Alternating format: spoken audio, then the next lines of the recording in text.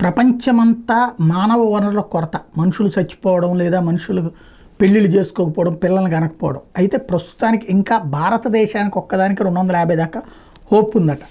ఓవరాల్గా చూస్తే ప్రపంచవ్యాప్తంగా ఉన్నటువంటి 2050 నాటికి ప్రపంచంలో అత్యధిక శాతం చిన్నారులు భారతదేశంలోనే ఉంటారట. అప్పటికి దేశ జనాభాలో వాళ్ళ శాతం 20.7% ఉంటుందట. అంటే ఆ తర్వాత మరి ఇంకో 25 ఏళ్ళ దాకా వాళ్ళే యువకులు అవుతారు కదా.